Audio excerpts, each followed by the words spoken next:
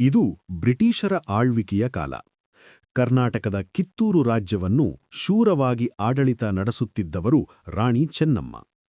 ಬಾಲ್ಯದಲ್ಲೇ ಕತ್ತಿಯಾಟ, ಕುದುರೆ ಸವಾರಿ ಮತ್ತು ಯುದ್ಧ ಕಲೆಗಳಲ್ಲಿ ಪಟುವಾದ ಚೆನ್ನಮ್ಮ ಜನರ ಪ್ರೀತಿಯ ರಾಣಿಯಾಗಿದ್ದರು. ಒಂದು ದಿನ ಅವರ ಮಗನ ನಿಧನದಿಂದ ರಾಜ್ಯದಲ್ಲಿ ದುಃಖ ಆವರಿಸಿತು. ರಾಜ್ಯದ ಭವಿಷ್ಯಕ್ಕಾಗಿ ರಾಣಿ ಚೆನ್ನಮ್ಮ ಶಿವಲಿಂಗಪ್ಪ ಎಂಬ ಬಾಲಕನನ್ನು ದತ್ತು ಪಡೆದರು. ಆದರೆ ಬ್ರಿಟಿಷ್ ಸರ್ಕಾರ ದತ್ತು ಮಗನಿಗೆ ರಾಜ್ಯದ ಹಕ್ಕಿಲ್ಲ ಎಂದು ಹೇಳಿ ಕಿತ್ತೂರು ರಾಜ್ಯವನ್ನು ಕಬಳಿಸಲು ಯತ್ನಿಸಿತು. ಇದನ್ನು ಕೇಳಿದ ರಾಣಿ ಚೆನ್ನಮ್ಮ ಧೈರ್ಯವಾಗಿ ಪ್ರತಿರೋಧಿಸಲು ತೀರ್ಮಾನಿಸಿದರು.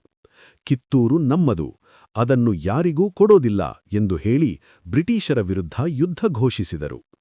1824ರಲ್ಲಿ ಕಿತ್ತೂರಿನಲ್ಲಿ ಭಾರೀ ಯುದ್ಧ ನಡೆಯಿತು.